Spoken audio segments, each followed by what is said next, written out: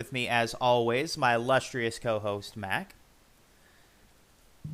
and joining us as our guest today is Will, also known as Usagi, for those who know him in those circles. Will, tell everybody a little bit about yourself and what you're famous for. Hello, hello. I am a longtime gamer, sometimes writer.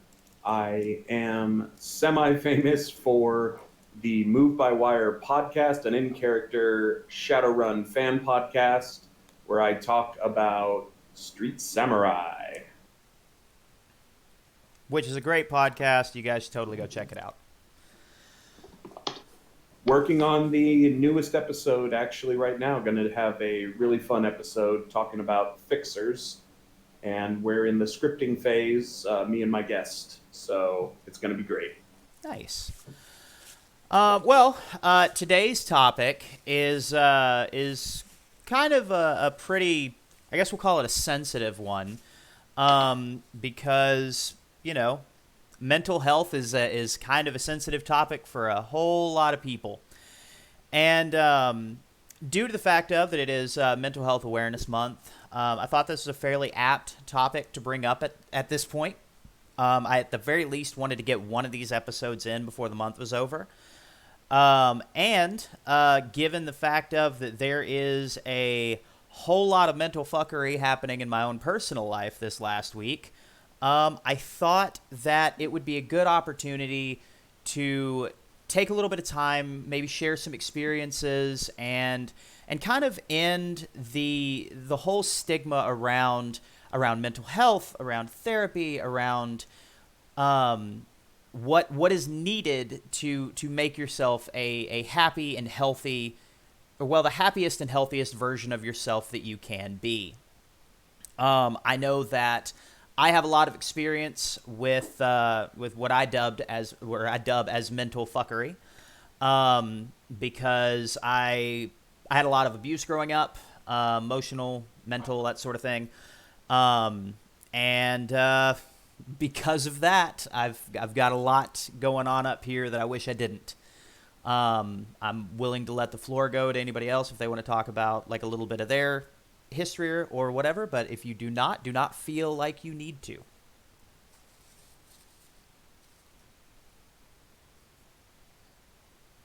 Okay. um. All right. Cool. So, just to kind of get started, one of the things that really kind of frustrates me, is I grew up, as many of you know, in a very very small town in rural Texas, which is totally known for its understanding, acceptance, and complete lack of shaming people for being different. Um, and because of that, there was a lot of stigma around people who had kind of mental health issues. I remember specifically there was a woman in our town who I believe she had very severe depression. That was very obvious. But I believe that she had a couple other symptoms of some other things, and the entire town referred to her as crazy old so and so. I'm not going to use her name because I'm concerned there may be people who still live back there who might be watching, and I don't want to out this person.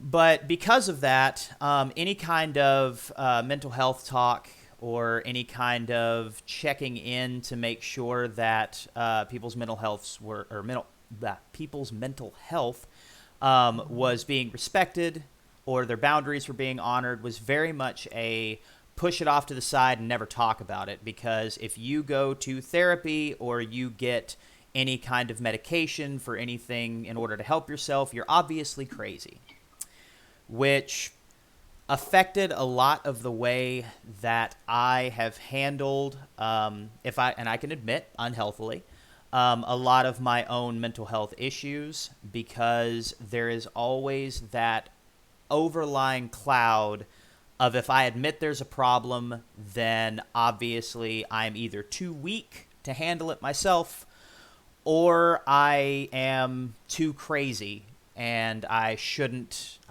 be that way. Um, Sorry about that. And because of that, it's been extremely hard for me to actually go about the processes that I needed to do in order to get the help that I needed to get. I don't know if the two of you have ever experienced anything like that, or if you're comfortable sharing anything. Hmm. um, well, I'll tag in. Had a similar sort of attitude in my immediate family growing up, where I mentioned this the last time I was on, where why can't you just be normal was the governing principle of my interactions with my family for a long time, and it came with the what I'm coming to learn is a fairly stereotypical response that that shit goes on your permanent record and no one's gonna want to hire you and and Ah, yeah, I heard that too. yeah, and it caused quite a few problems for me trying to deal with my mom's very brutal battle with breast cancer and Hmm. coping with the lead up to and the aftermath of her dying. So trying to get help was quite hard. I eventually did because good people pushed me, but I am very familiar with the attitudes of, shall we say, conservative social norms um, interfering with the attempt to protect your mental health by seeking tools. Because there's a lot of, it's not even necessarily that it was shame per se in my family, although I think that was tied up in it. I think it was a lot of fear that, oh, if you get diagnosed, then there's something always wrong with you. And it's like, but you don't do that when I have a cold. You don't do that when Hmm. I had a really bad infection and had to spend the night in the hospital. So why does that apply here? Yeah, no, exactly. And Really? so it is as RZ said a second ago. That shit is hard to unlearn. Yeah. Hmm.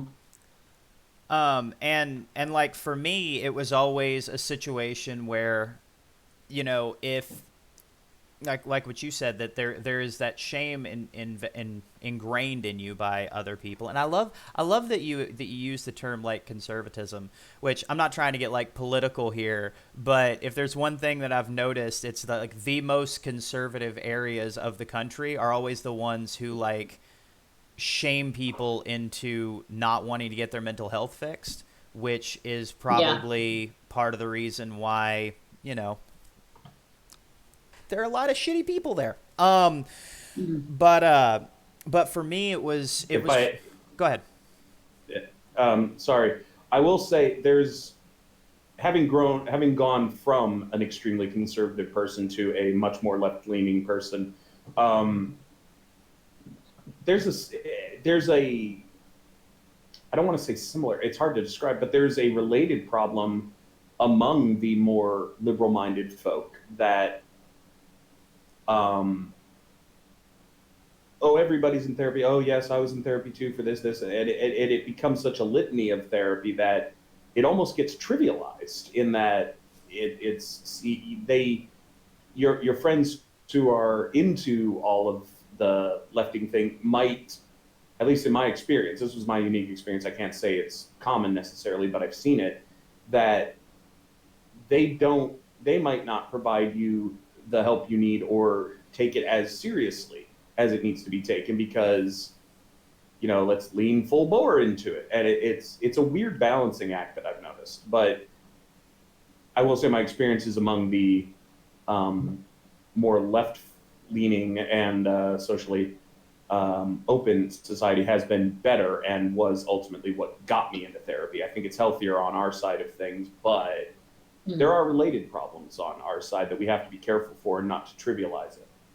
Yeah, no, exactly. And it's, I mean, that's a good point, is that there's kind of that pendulum swing that you have of like there is completely downplaying it to the point that like you say, it trivializes it, but then there's the other pendulum swing of making it such a taboo topic that there is a I mean, potentially a deadly level of shame to it.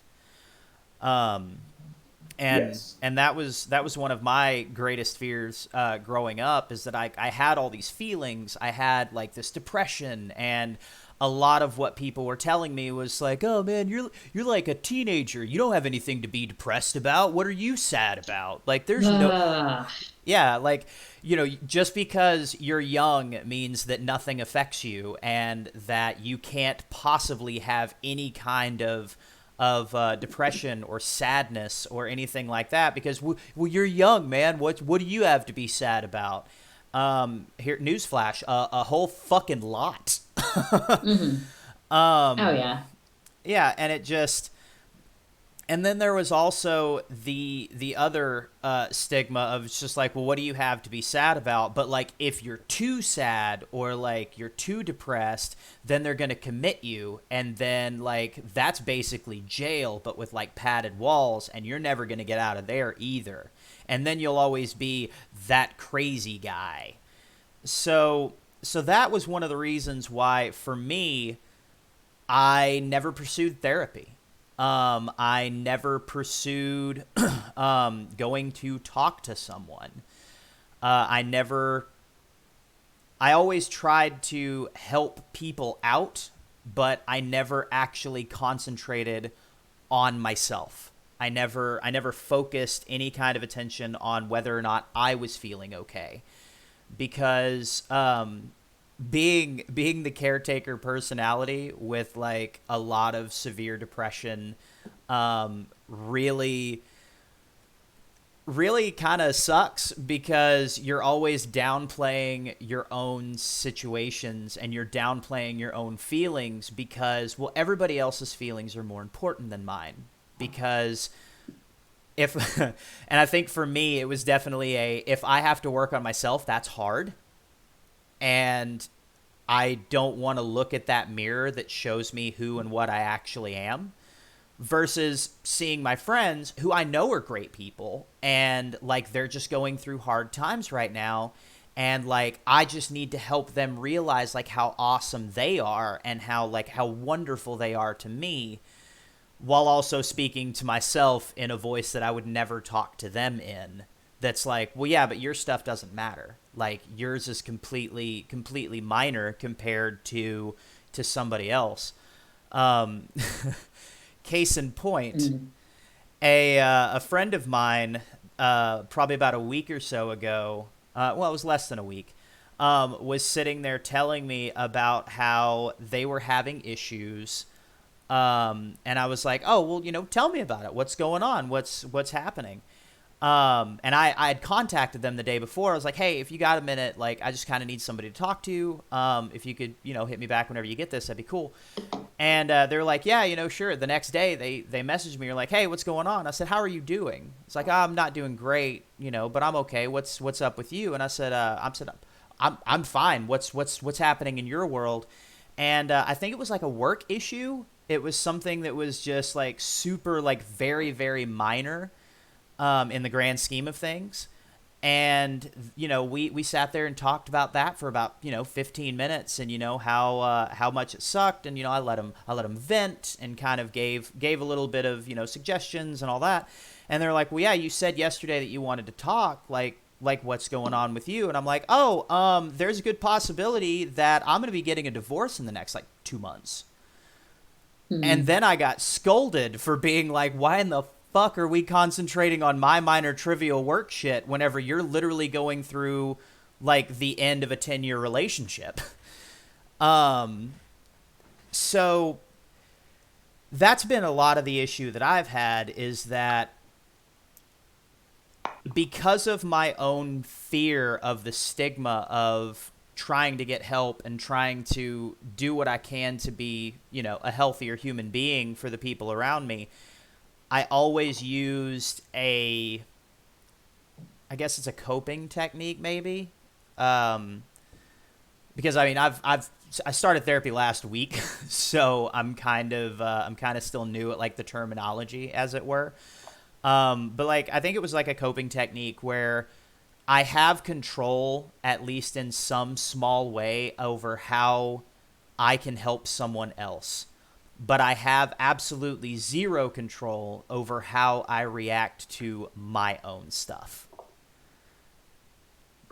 And because of that, I put off getting help and getting therapy and doing what I needed to do to make myself a better human being for so long that it jeopardized. Well, I say jeopardized. It ended probably the best relationship that I've had in my entire life, which again is another reason kind of why I wanted to talk about this subject a little bit, because for me, it's this last week has probably been one of the tallest and well, I guess that's a weird way to. I was going to use a roller coaster metaphor, but I don't know what like the bottom part would be. Like, is it the tallest and lowest part, like roller coaster of my life? Whatever. But like this has been probably one of the hardest roller coaster rides of emotions I've had ever, I think, or at least what I remember. So, because of that, I thought it'd be good to, get all that out there. A lot of my mental shit that I absolutely refused to recognize or actually pay attention to was due to the environment that I grew up in, with the stigma of, you don't need help, you just need to suck it up. Man up was a very, very big comment that was made to me a lot of my life, which, little fun fact, if you ever want your children to never trust you to help them with any of their problems, tell them to stop being a pussy and suck it up. That's a surefire way to get your kids to never trust you again. Yeah, I was told that for a lot of my life. Yeah, I mean, that's speaking from experience right there. But it's like when you talk, I'm listening to me. Yeah. But I grew up with two narcissistic parents.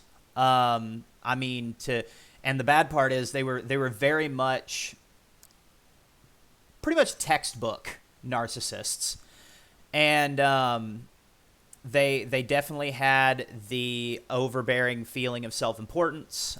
Nothing was ever as bad as what they were going through, and anything that you complained about always exactly was like, well, like, I understand that like you're going through something right now, but I mean, I've had it a lot worse in my life, so maybe your thing isn't so bad, which is another kind of shitty thing to say, because everybody reacts to stimulus different. I mean, for instance, somebody could literally, like somebody who I trust, somebody who I have a lot of affection for and I'm really good friends with, could literally say, I'm not a really big fan of like when you do blank. And if I'm having a really shitty mental day, that means they hate me. And that absolutely 100% they never want to see me again, and all of that, which, speaking as someone who has experienced a lot of, maybe not a lot, but a fair amount of physical pain, emotional pain, and mental pain, that can hurt harder than whenever I sliced my hand open to the bone, cutting a piece of fruit whenever I was a child.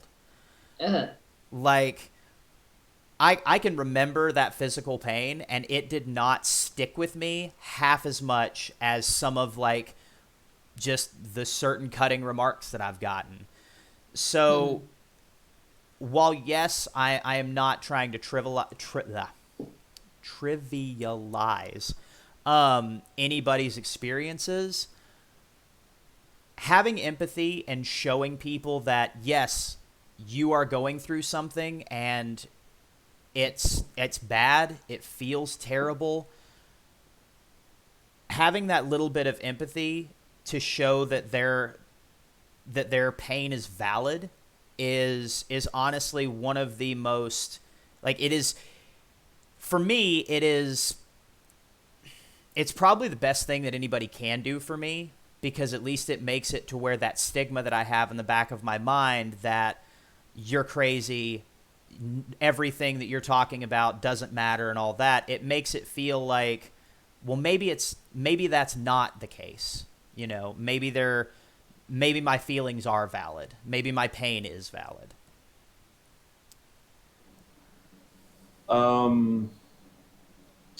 The backing the point up just a little bit, I my stuttering is coming back. The problem with, especially a parent, telling a kid that, oh, you think you have problems? Well, I had an argument about that with my father at one point, and mom had died, and I was struggling. I was deep on the depression spiral. Dad had nearly died as well because of some medical treatment he had almost immediately after mom died. So I was taking care of him. I was going to school. I was working. I was doing all of this at once, and it was driving me nuts. And I lashed out, probably inappropriately, and he was like, he said something to the effect of, I lost the love of my life, screaming at me. And I just looked at him, I said, yes, Dad, you did, and that's true. I lost someone I have known my whole life. Who gives a shit who lost what? Help me. Yeah. And I was younger now I was already an adult by this point. I'd graduated high school and everything, but I was younger than him. I didn't have his wealth of life experiences. I had far fewer life experiences and tools and years of mental discipline from being in the Air Force that I didn't have those tools he had. So what happened was affecting me differently because I couldn't cope with it the way he could. And he was so focused on his pain that having it acknowledged was the only important thing. And I was so focused on mine that having it acknowledged was the only important thing.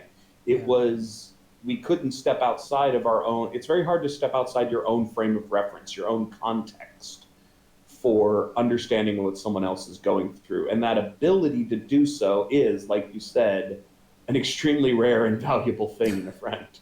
Yeah, exactly.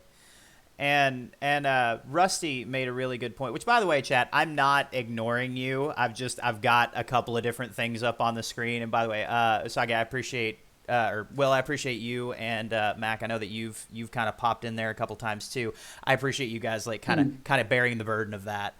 But one thing that Rusty just said that I think really speaks to me on a lot of different levels.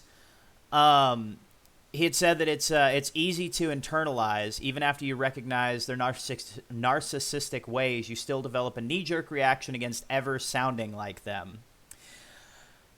That is a very good point, because this last week I've come to a lot of realizations about myself that were extremely painful and were things that I definitely did not want to hear, definitely didn't ever want to have associated with myself.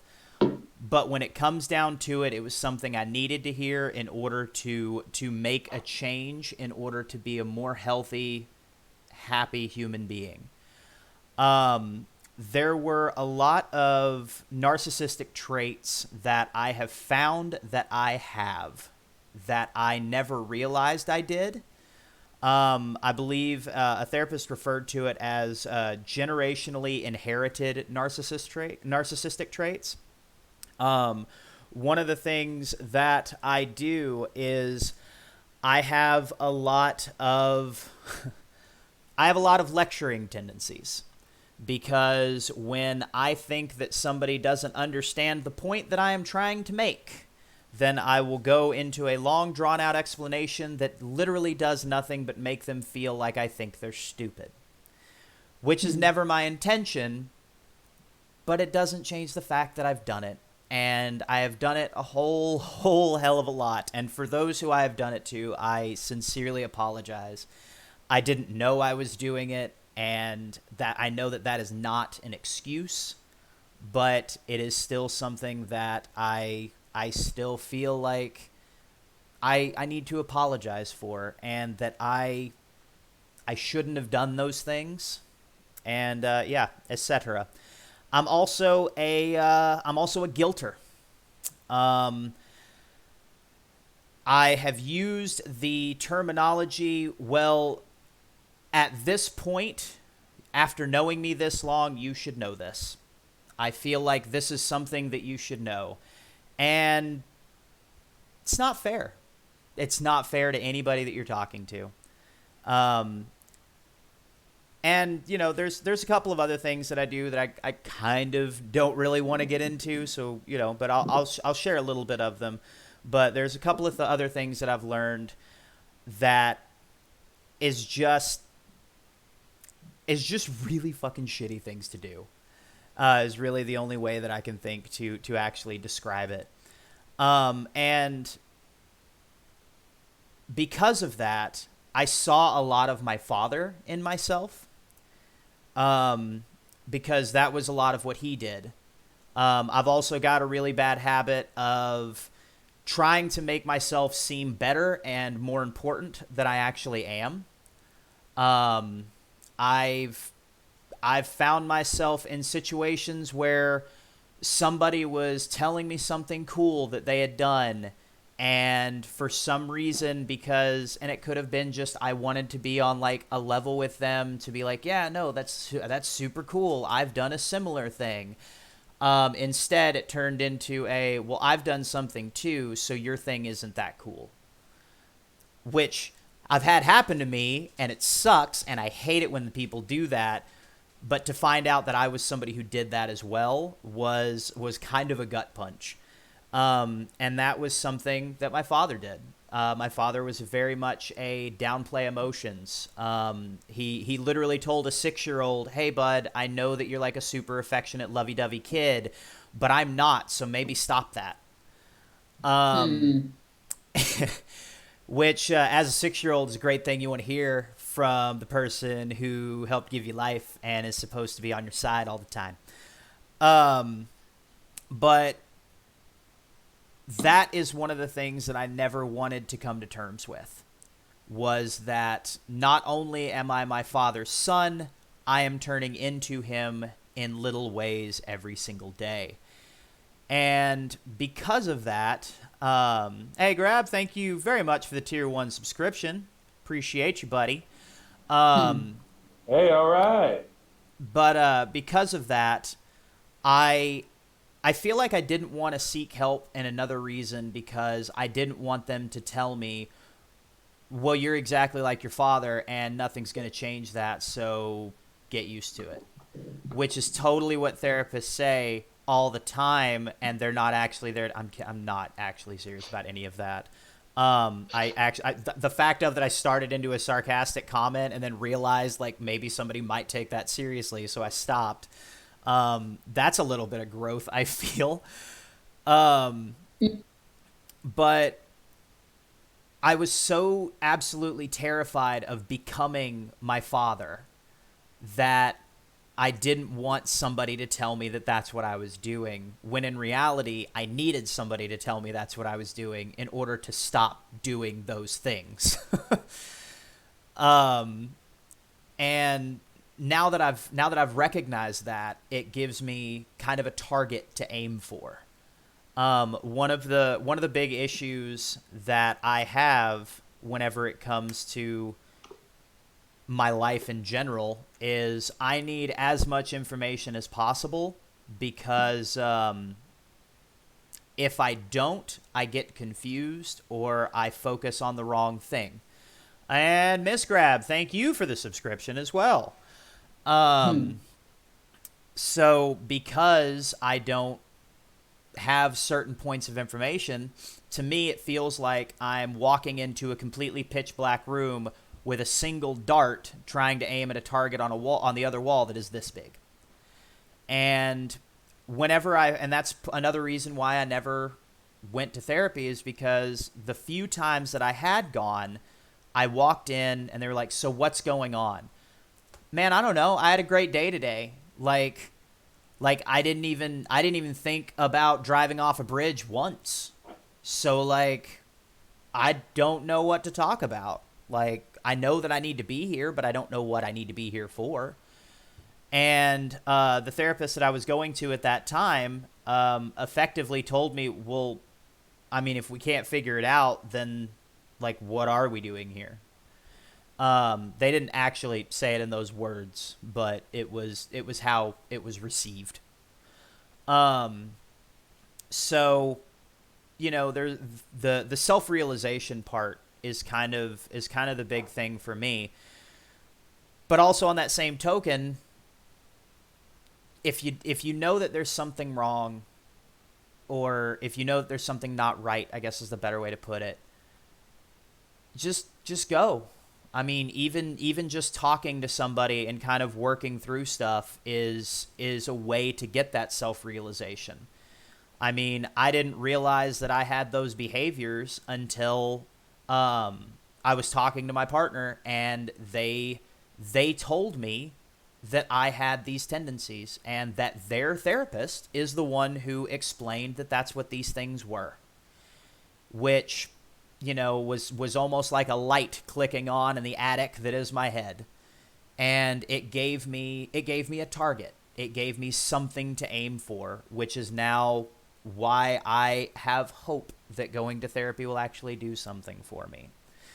Because just because you recognize that you have something going on doesn't mean that that's something that is now what defines you. I know that I have, I hadn't changed yet, that I have narcissistic tendencies. I now know that I do emotionally abusive things. And I know that I have a lot of work that I need to do in order to be a better version of myself that is healthy enough to be with other people that I care about. And I know that that's not what is going to define me now. It's not going to be something that I'm going to take with me and just be like, well, looks like I'm my father. I guess I should do the same thing that he did. You know, get divorced at 31 and then just become a bitter old sack of shit for the rest of my life.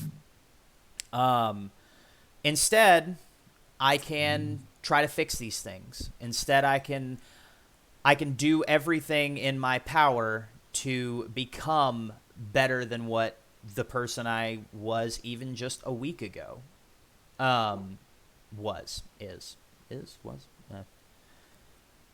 And through that, I can't be a bigger advocate for, you know, doing like therapy type stuff. And me, I try to be very open with all of my mental health stuff, which is probably part of the reason why I've been the one that's been kind of rambling this whole episode, is I want to show at least, you know, somebody that might get something good out of this, that it's okay to talk about it. It's okay to not know what's wrong, but knowing that something's wrong and trying to get help for it. And it's also not what you are that can define you per se, and like you're not your diagnosis. That was one thing that a friend of mine, who unfortunately couldn't be on tonight, that was one thing that she is having having some type of stuff with, is she believes very much that she is her diagnosis, and that she will always and only ever be defined as that. And just because you have a syndrome, or just because you have a name or an acronym to what is going on in your head, that doesn't mean that's who you are.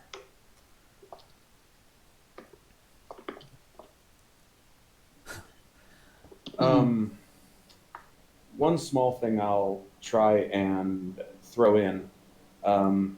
This is going to be weird because I like to speak in metaphor. But like, same though. I was a Boy Scout for a while, and one thing my dad was an Eagle Scout. My granddad was an Eagle Scout. His dad was an Eagle Scout. One thing that was always stressed to me when talking about wilderness survival was being in a dangerous survival situation is not the result of a singular crisis 99 times out of 100. 99 times out of 100, it is a series of bad decisions you made and didn't stop to consider where you're at and what to do next. You just assumed and you kept going. And therefore, getting out of it is not going to be, getting out of that situation is not going to be a do this thing and you are fine. It is going to be a series of good decisions that you have to take from that point forward. You're already in the crap, so start making good decisions right now and consistently, and stop making the dumb ones. And that applies so much to mental health as well. We didn't get where we are overnight. The people we are were shaped by thousands of decisions by us and others, and circumstance, and 100,000 other things. Changing it is going to be a process over time, and we have to be comfortable with that. You're settling in for a situation that is going to take a lot of work and a long time, and that is in itself depressing and frustrating.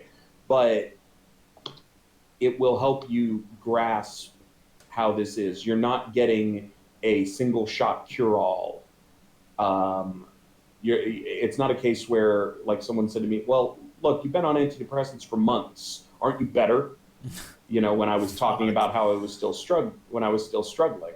And it's like, well, no, they're a tool in a lifelong process of changing who I am. Yeah. So fuck off. But the point is, it's going to be that long walk through the woods to get away from the danger you're in. It's going to be a lot of decisions and a lot of effort over time, and it just might help you to it might help people understand. Be ready for this to be slow and steady. Don't hate yourself because a month of therapy didn't fix your life. Yeah, and that was a thing that I had to come to terms with whenever I went to a therapist for ironically, about a month. Is nothing seemed like it was better, and nothing seemed like it was fixed. So what's the point of even being here? And one thing that my sister told me, which she is a whole lot better at, like, this mental health thing than I am. I've gotta give her a whole lot of credit for that. And that's not just because she's in the chat right now, even though she is. Hi. I don't know if I can say her actual name, but either way. Um, for every year of abuse that you go through, it's roughly going to take a month of hard work to get over. And that really, really spoke to me because it really opened up that door of this isn't going to be a quick and easy process. This is going to be something that could potentially take years for you to get over.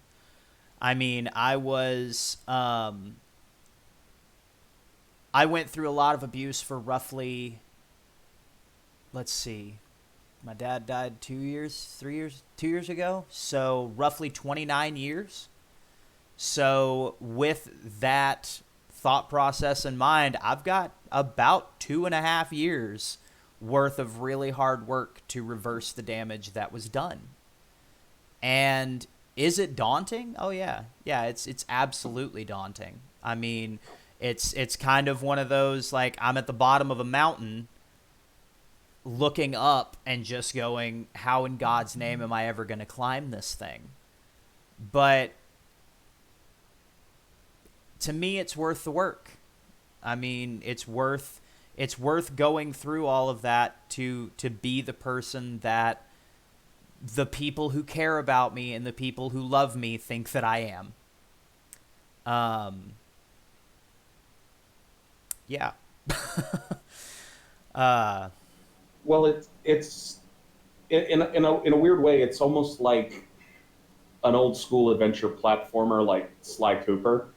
That I trust me, this is actually going to make sense. Um, you start off with this very limited move set to solve your problems, and then you hit something they don't solve, and you pick up a new move set that, okay, that works, and then all of a sudden, at the end of it, you're going all out using all these moves in sequence, dealing with things that it's like, oh man, if this had hit me at the start of the game, I'd be nothing. But now that I'm used to using these techniques, I can handle more that's coming at me. It's you're not dealing with the trauma and getting over it is important, and I agree it. But equally important is reshaping your approach and expanding your tool set so that your behaviors, your approach. That's not me saying that your depression is your fault. Not trying to go in that. You're not doing enough. I'm not trying to classify it as that. It's part of the approach to having better mental health is that gradual, slow process of accumulating more and more tools and changing the behaviors you have in dealing with stuff over the long term. And you will look back, if you stick with this and you keep doing it, you will look back in a year and go, who was that guy? I can safely say I never would have thought Sly Cooper as a metaphor for like mental health and all that. I never would have thought that, but it's a really, really good metaphor once you explained it. So like kudos. Like that really helped a lot, actually. I'm a huge nerd. That's great though. Like, but I mean, it's a really good point. And honestly, I really hope that I look back in a year and just go, man, who's that guy? Because I hope, and I believe that I will, because I can't go into this with the thought process that I'm going to fail. Otherwise, I will do like I've done in most of my life and self-fulfill my own prophecy. But I have the confidence that once I do the process and get the tools and all of that, yeah, I will be better, and I will be able to look at myself with a sense of actual self-worth. And because that's been one of my largest problems that I've had my entire life is a lack of self-confidence and a lack of self-worth. I've always thought of myself as like, well, I don't like me, so why would anybody else? An example that I have of that is less than 2 months ago, I was going to head over to a friend's house to, watch TV and just hang out in general.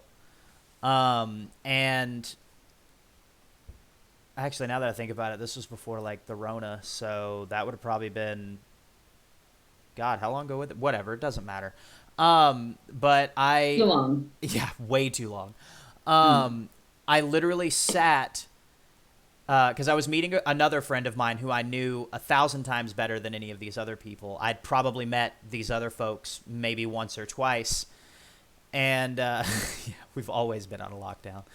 Huh.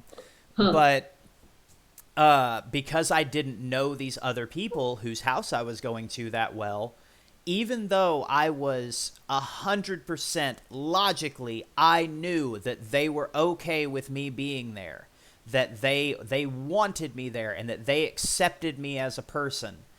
My complete lack of self-worth and self-confidence kept telling me, well, they don't know you, and they will probably slam the door in your face whenever you get there. So I sat in a parking lot of a racetrack for 3 hours until my friend Mm. showed up so that I could show up at the same time or very close to whenever he got there. So that at the very least, I knew there was one person there who wouldn't slam the door in my face. Mm. And then lo and behold, like I posted on my Instagram and my Facebook about it, and a couple of those people had added me on Facebook after that night and straight up sent me a message after the fact. It was like, man, like we're cool with you, right? Like it's fine. Whenever you want to come over, like it's all good.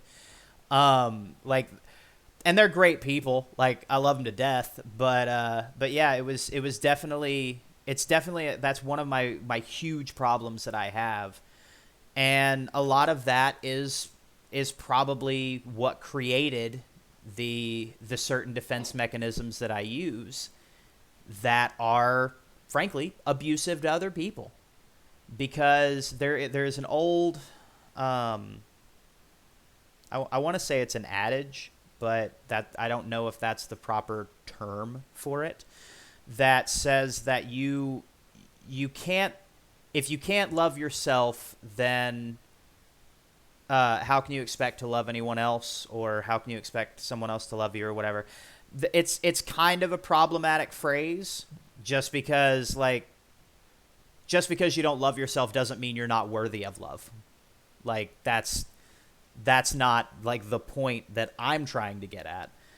But it's definitely a situation where if you don't at the very least like yourself, then there is a good possibility that you will not be healthy for the people around you, which could then make it to where they might not like you either after a little while, which has happened to me plenty of times. Yeah, so Rusty just said in the chat, if you can't care for yourself, you'll have a real problem caring for other people. The old oxygen mask, where put it on the person, on the kid next to you before you put it on yourself, but or put it on yourself before you put it on the person next to you. I completely flipped that. I occasionally have dyslexia of adages too. Yeah. But yeah, I mean, it's the idea of, I have a real problem of fixing myself for myself, and a lot of that. How dare you, Rusty? It would never be children. But I have a real problem of wanting to help myself for myself, because a lot of that, like, absence of self-worth. But because I, in fact, did say fuck them kids. And you heard it here first, folks. James does not give a single shit about children. James wants all children to die. I mean, maybe not that far, but like 100%. If Just you're, all the children that are on the crashing plane with them. You know, it's fine. I'm just saying. You're gonna show this to your therapist, right? I will actually. I am currently recording it because I did tell my therapist last week that we were going to be having this discussion, and that if he wanted a copy of it, I would be more than happy to give it to him so he can kind of see what he's getting himself into. He accepted, so hi Joey. But no, is I very much have the mentality of Wayne from Letterkenny, where it's like, look, man, I'll watch a kid get hit in the face by a dodgeball 1,000 times. I don't give a shit about your kid. Oh shit, we have a spam bot. I got it. Oh, great. Spam bot. Let me jump in and ban them real quick. Oh, wait, no. You already got him. You already got him. I'm pretty. Why would you deprive me of getting to boot this bot? I'm sorry. There's still one to get. He only deleted one of them. Oh. There is a second one. I didn't see the second. Oh, I see the second one. All right. All right. I will let you have the ban hammer. Yay! I did it! I'm so excited. People don't let Mac have the ban hammer. She takes it. Exactly. So I do. Yeah, man, that just completely derailed where I was going. All right, so somebody else talk for a minute. Yeah, I was gonna chime in on the whole like oxygen mask thing. You know, the metaphor. Like, I'm just gonna reiterate that because honestly, I have known multiple people who just like, I'm trying to say this in a not mean way, because I don't wanna like, it wasn't these people's fault that they weren't able to get like, okay, all right. I feel like I'm digging myself a deeper hole. But anyway, like I have known a lot of friends who have like not been able to like, who hadn't taken the necessary steps to like maintain their mental health.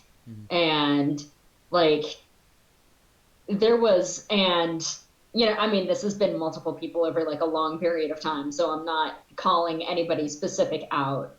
But it's a pattern that I've seen in numerous different people, you know, who have just like neglected their own mental health. And, you know,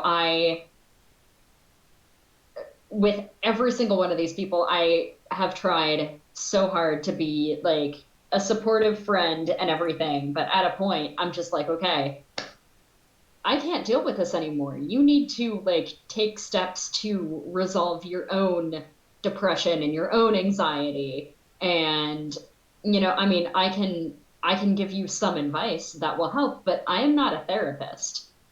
This is not something that I'm equipped to deal with.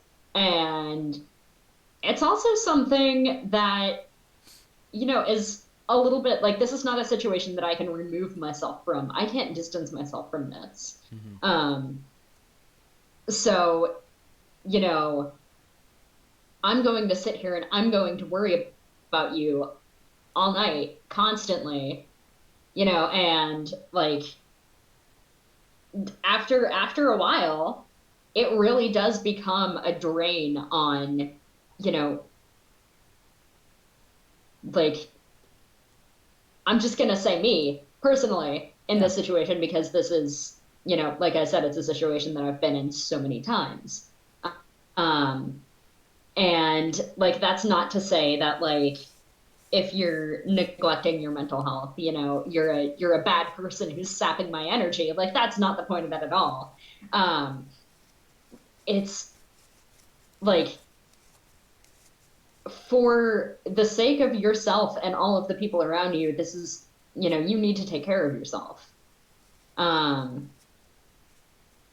Because if you don't, it really does become difficult for, you know, I don't, oh man. I'm trying so hard to say this in like a not mean way. Yeah.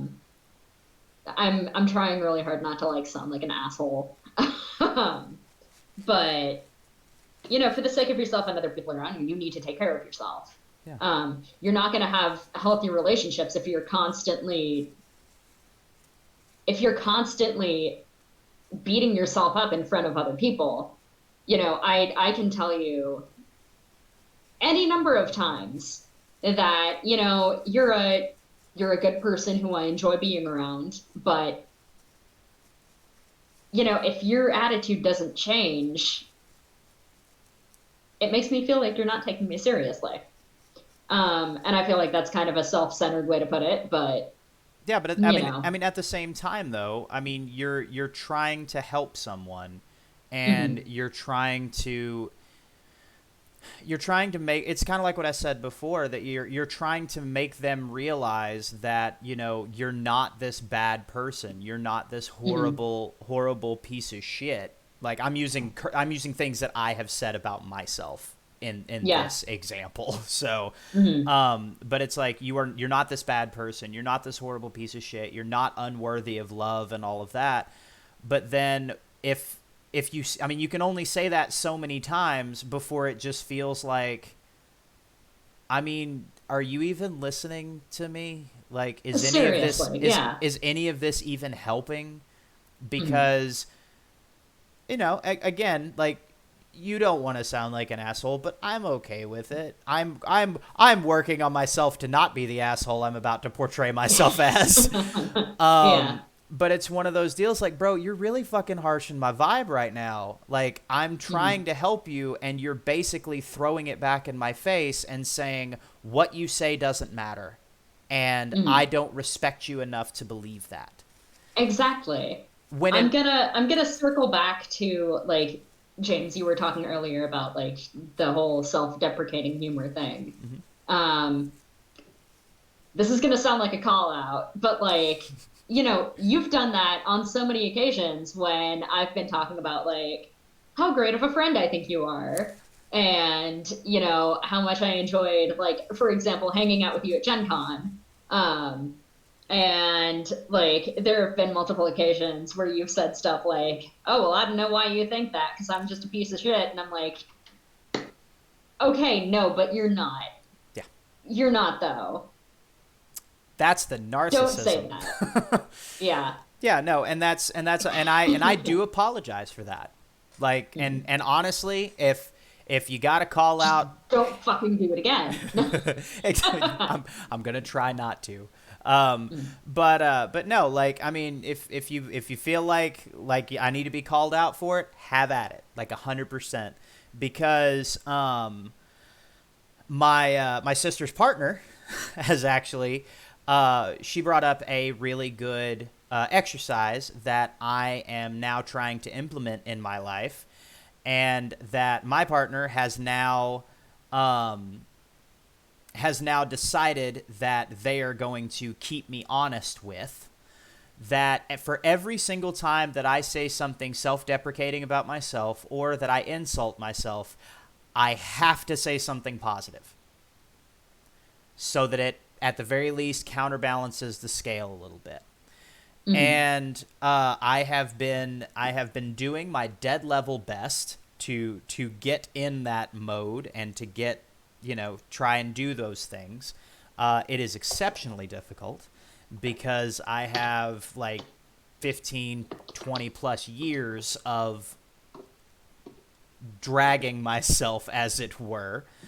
But it is definitely a situation where I really need to take a look at how I talk about myself and to myself, and then ask myself, would I say that about Mac? Would I talk to Mac in the way that I am talking to myself? You better not. Exactly. So what? Or you would be a really shitty friend. I wouldn't be a friend. Like, let's be real. Exactly. You wouldn't. But because of that, it's one of those that I need to start talking to myself in the way that I do with I feel real called out right now. Thanks, Rusty. But I need to start treating myself like I treat my friends, because when it comes down to it, and I feel like this sounds shitty, but at the same time, I don't necessarily think it is, but I deserve the same treatment and the same respect that my friends do. Like, I deserve that same amount of respect and care that I give to them. Because when it comes down to it, I am worth it. Because that was super easy to say. You are. Say it again. I am worth it. Yeah. I am important. Good job. And I matter. Which is exactly what I use every time that I close out this show. So I need to start saying it to myself, which is exceptionally difficult, and I'm not comfortable with it, but I need to, and I will eventually. So yeah, I had another salient point I was going to... Oh, go ahead. To point out the respect thing, contextualizing it in the light of treat yourself as you would treat your friends. To riff on that, so many people, and I think this is a function of our culture, a very essentialist sort of culture, think that respectful is a trait. It's not. It's a behavior, and I have to be careful how to phrase this because, again, I don't want it to go, oh, it's your fault if you're having trouble. But a good person is very often a collection of disciplines of behavior. And being a respectful person is a process. It is an ongoing behavior. You don't stop breathing because, oh, I've done that all the time, I've got breathing credit. That would be dumb. So, and you can't. So, but the being respectful is a similar thing. It's a case of when you integrate it into your daily ongoing behaviors, it becomes easier. It becomes more of that trait we ascribe it to other people as being respectful or being kind or good. Well, what is that? It's a collection of behaviors. It is a practice of life, and doing it to your sabotaging that practice by not being respectful to oneself can sabotage being respectful to other people, because it's not a complete practice. It's a house foundation with one corner missing. It's a really good analogy. Like, Mm-hmm. I like that a lot, actually. But man, this is a heavy show, guys. Like, this is a really heavy show. I think it might be one of the like heavier shows that we've done. So yeah, there is that. I'm trying to like currently look at my notes that I prepared, because I prepared notes, guys. That thing I never. Oh man, the thing I never do for these. this is a first. Right? Yeah, that's But wild. it's crazy. Hmm. Scott, I am nowhere near professional, but I greatly appreciate you saying that I am. It validates me as a creator, a content creator, as it were. But no, as I'm glad that we as a society, on the whole, not like individual places, but I'm glad that we as a society on the whole are making these kinds of conversations more normalized. Because there are so many people that son of a bitch, I do have to say a nice thing about, I am a very generous person. There, I've said something nice about myself. Thank you for keeping me honest, Scud. Appreciate it. Um, what was I saying? Oh, that it's I really like that it's been normalized to a point that I feel comfortable talking about it in an open forum like this. And you sit there and look back on certain generational people. I feel like a certain term that rhymes with rumor is a bit overused. So, but a lot of people of that specific age start to ask questions about, well, we didn't have these types of people whenever I was growing up. And they use that excuse about everything that they don't understand. Whether it be, trans people, whether it be LGBTQ, I'm sorry if I'm not getting the acronym right. If whether it be the LGBT That's community, fine. You're good. whether it be people with mental health issues, whether it be people with depression, whether it be people with all of these issues, they always try to say, well, we didn't have those back whenever we were growing up. It's like, no, you did. Like, all of these things have been around. The only thing is, like, all people did back then was just, shame them into trying to hide it. And there was I read this thing the other day that it was like there were always these mental health issues. The only thing is, what they used to do back in the day was, if somebody disappeared for 3 or 4 days, then they're just not around anymore. Or if you had somebody with any kind of like a learning disability, they just scream all the time, so we left them in the woods or some shit, which it was a medieval thing, obviously not like back in the 40s. But yeah, no, like what Cole just said, it was there, but they just smothered it. And it really, really makes me happy that now we recognize that these are normal things in so much as that they are normal. Now we have professionals whose entire job is trying to help people navigate these waters, as it were. And it just, I don't want to say it like warms my heart, but that's really the only thing I can think to say about it, is that it's just, what would I have done 40 years ago if I was in this exact same scenario where, I'm like, would the dissolution? What is I guess the plural of dissolve?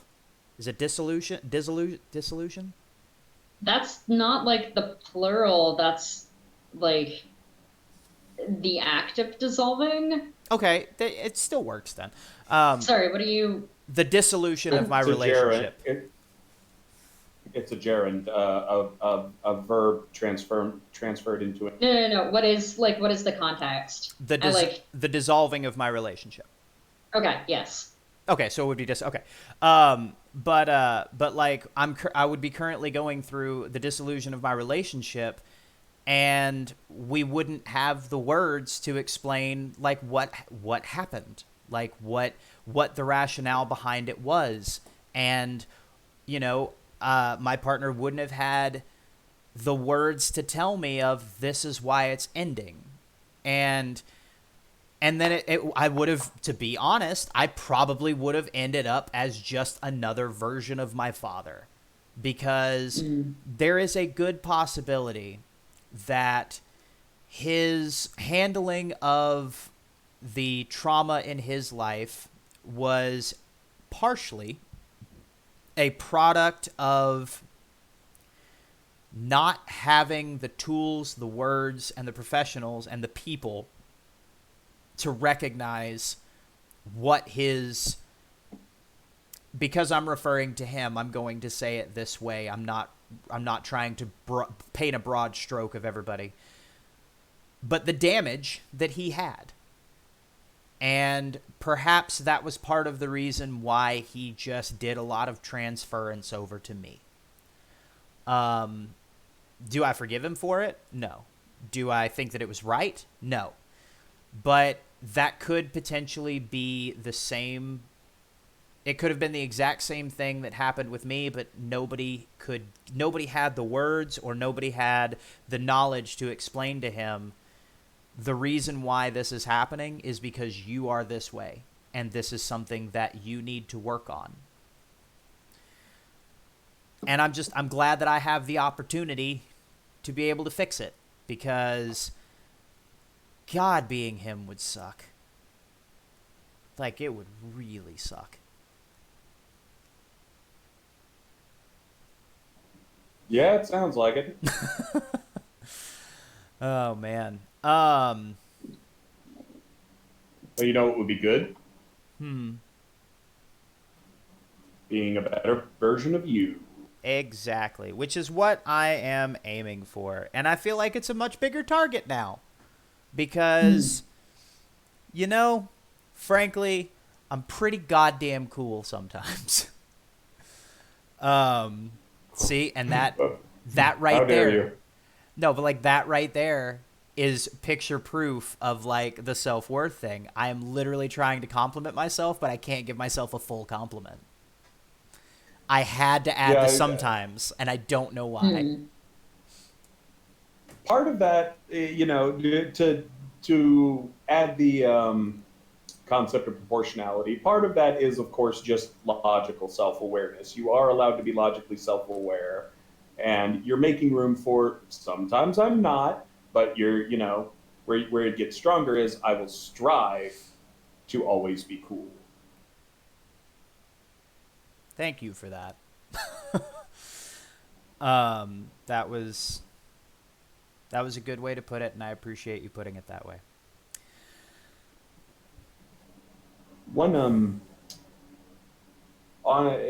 If we can nudge the conversation a little, have at it. One of the things about developing my mental health into a better state was that my therapist stressed the need for activity and linking how I'm feeling to activities, and there's room for stillness and quiet reflection and just being, but life is a process.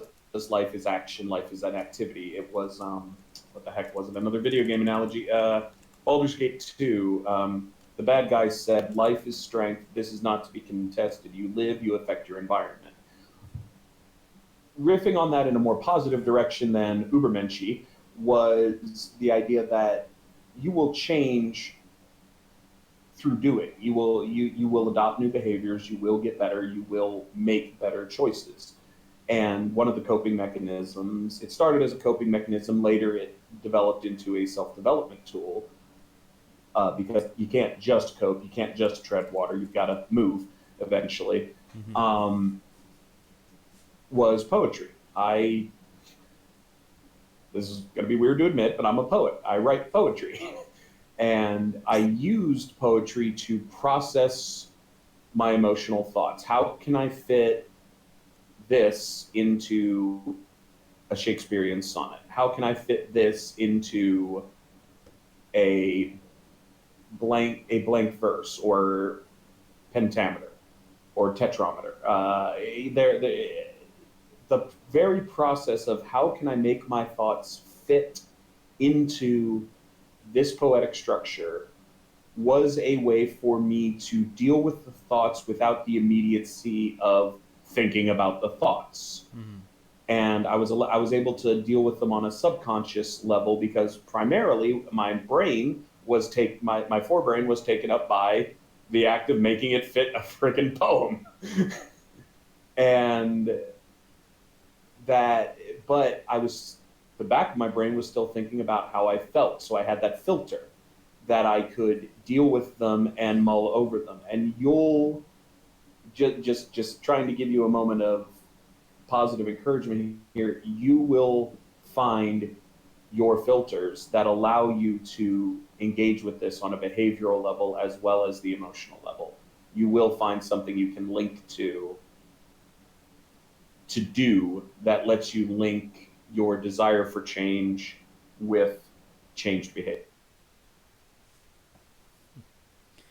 Well, I frankly kind of hope like that comes in the form of like songwriting, because that's been one of my biggest problems as a musician is like I'm a pretty good singer, but man, I can't write for shit. So it'd be super cool if we could get to that point, because you know, and that's an interesting thing that I just literally thought of, and at this point now I'm just kind of thinking out loud. Um, that was one of my like weird beliefs for the longest time, was that in order to be able to write stuff, you had to experience a certain level of like loss or sorrow or some kind of like, I guess, salient emotion. And I always felt like I had never experienced that enough, because I think it was a lot of it like, and I think that's also another way that I kind of approached my mental health too, was it's like I'm not as bad off as other people I know, so therefore mine isn't that bad. Which kind of harkens back to that bit that I said at the very beginning of the cast, where it's like everybody processes trauma differently, and you can't be the arbiter of whether or not someone's pain is legitimate or not, because everybody's pain is legitimate. And just because to you it feels, or just because other people feel that it's lesser than, doesn't make it lesser than, which is something I still continually need to tell myself on a regular and daily basis. Um, yeah. So, honestly, was there anything else that anybody wanted to cover that we could wrap around to, or?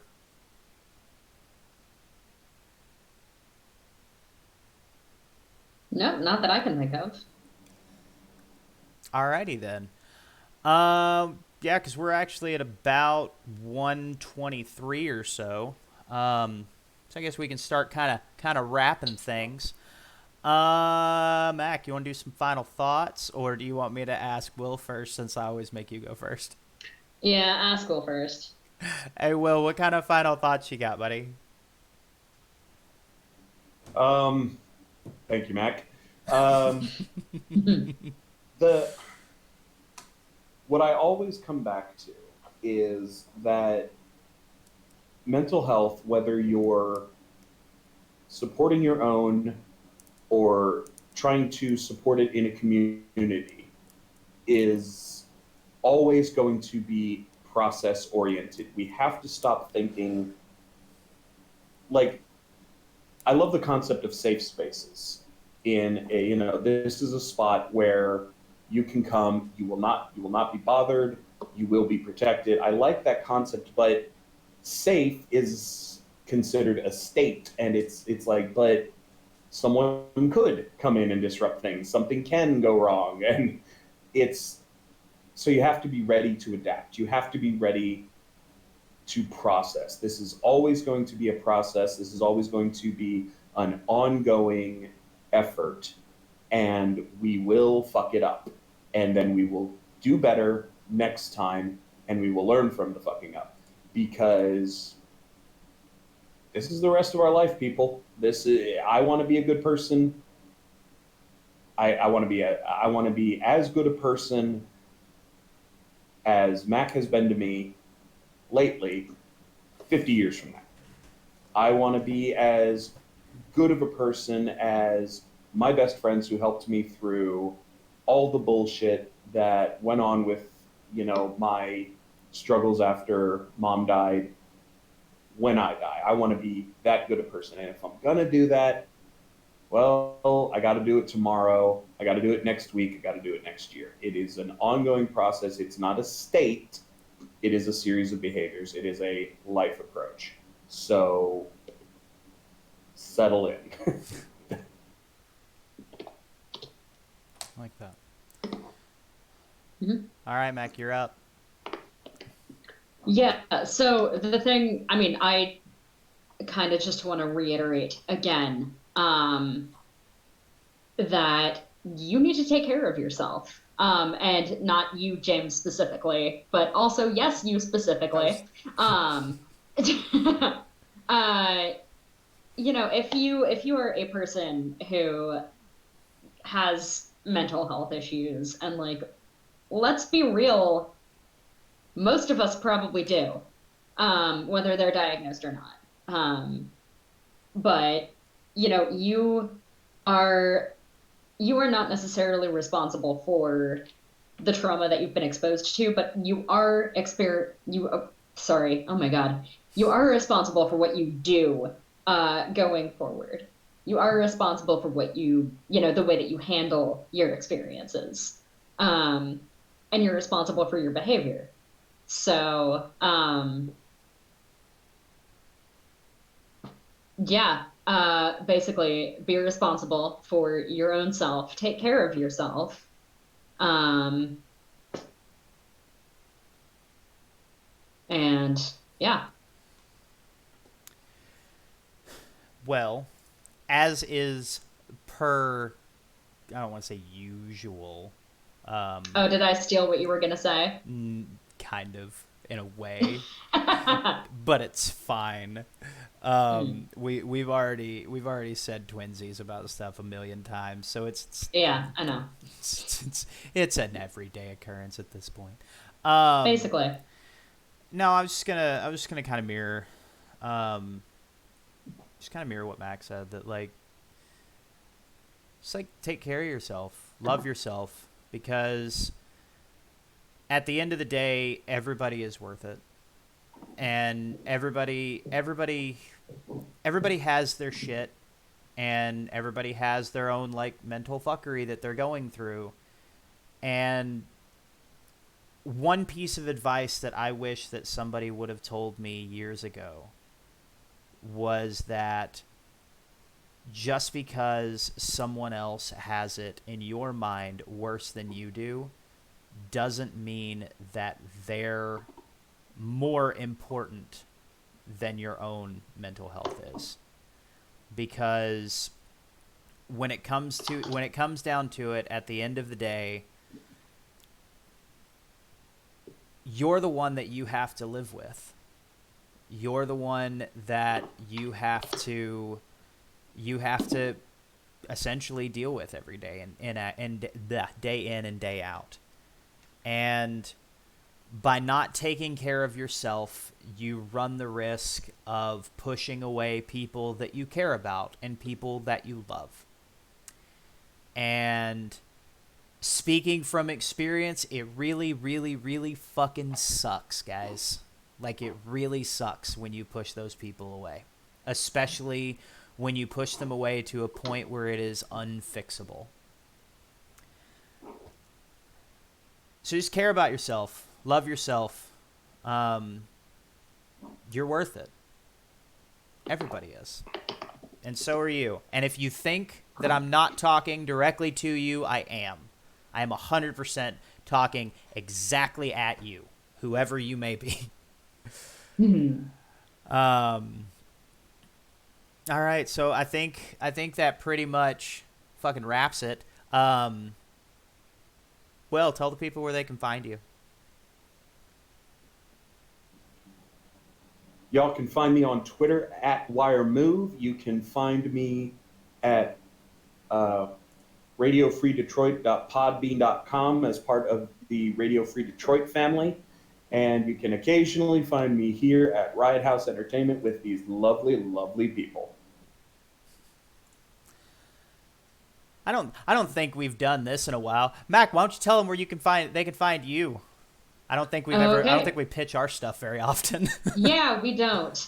Well, you can find me at Macchiato on Twitter, exact same as my Twitch username. I've been in the chat, so you've seen me. Exact same as my Twitch username, except the O at the end of Macchiato is a 0. Because somebody took the version without a 0, and they're not even using it, which is very rude of them. You can also find me at, I am the sound designer and player of Sergeant Butch on Pink Mohawk Edition, which is a Shadowrun Anarchy actual play podcast. And coming up very, very soon, I haven't officially announced this yet, and I'm probably going to on Twitter tomorrow evening. Let's go with that. I will be hosting a stream on a new actual play stream on Shadowcasters Network. Nice. This is going to be the first time that I have GM'd in a very, very long time, and I'm very excited about it, but also very nervous. So yeah, that's fun. You're gonna do. That's awesome. Gonna be a good time. You're gonna do awesome. Thanks. All right. I'm glad that you have faith in me. You can do the thing. I don't have a lot of faith in myself. I have the utmost faith in you. Thanks. Yeah, you can find me at my personal stuff is at Lone. I think it's an underscore. Lone Wolf 902. It's got my mug on it, so you know. If you see my face, it's probably me. Maybe. I don't know. Maybe there's somebody catfishing as me. Who knows? Which strangely I would be okay with, because like that means that there's something like cool about me that somebody's like, I'm a catfish as that guy. So it's just because you are so beautiful. Oh, thank you. See, I said thanks, and I didn't fucking go back on it. I am developing as a person. Yay, progress. It's these little victories that I have to point out to show myself that I'm growing. You can also Achievement unlocked. I mean, I'm an Xbox guy, so like that really speaks my language. Let's see. Yeah, find me at Lone Wolf 902. You could we're Riot House at Riot House Int pretty much everywhere. It's up there. It's above Mac's head. That's where you can find all of our socials. It's up there. There you go. That's where you can find all of our socials. And yeah, that's. I also do like a deniable assets thing. It's a Shadowrun thing, but like we haven't done anything with that in a very long time because we've been concentrating on this. It was really hard not to insult myself right there. That was really difficult. But yeah. Well, you didn't do it, so I'm proud of you. Again, man, it's progress. I gotta keep reminding myself that I'm making progress. We've got for the rest of this week, we've got a couple of streams that we're doing. We've got game night with Big Mac tomorrow. I'm pretty sure it's going to be Frostpunk again, because that's what we've got on the schedule. But I haven't talked to him to ask about it, so we'll find out. And then on Thursday, since I missed Bannerlord last week because of stuff that's going on in my life. Oh, come on. I need to claw that one back. Fine, Scud. I have pretty eyes. That's something positive about myself. But because I didn't do Bannerlord, because of all the stuff that's been going on in my life last week, I am going to be doing an extended stream of Bannerlord this next week, or this next Thursday. I usually stream for roughly about 3 hours or so I think I'm going to try to go for 6. Oh boy, that is so many hours. I might do Bannerlord for half of it and then another game for the other half. We shall see. But I'm trying to make up for my lack of streaming last week because, I don't know, I just want to. It's not because I feel like I have to, because I know that you guys aren't going to, like, hold me accountable for not streaming. But I feel like I want to. And that's what you really should do when you make decisions. Do it because you want to.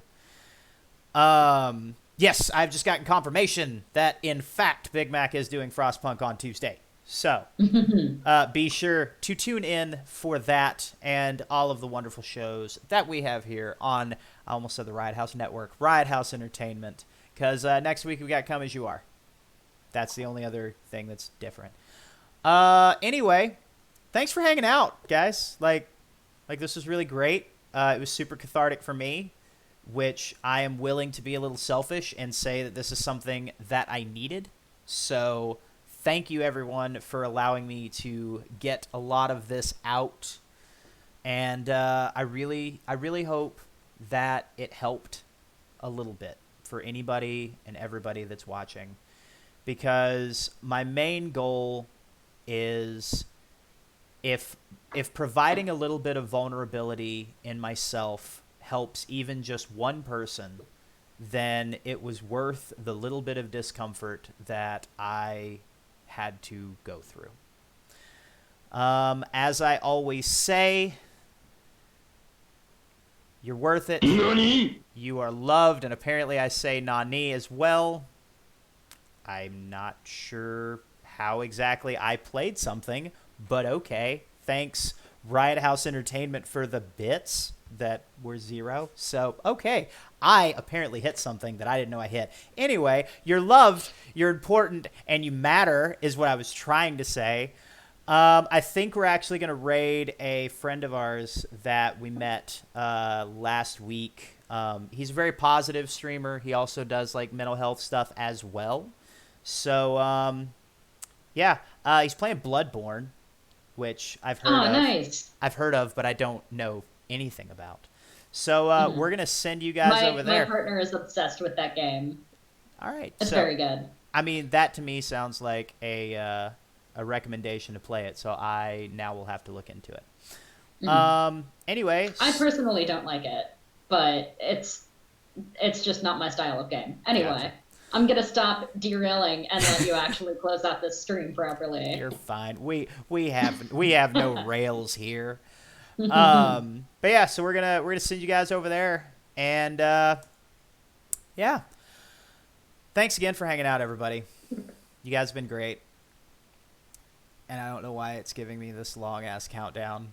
Now it's just awkward. Okay, bye guys. Bye. And we are out.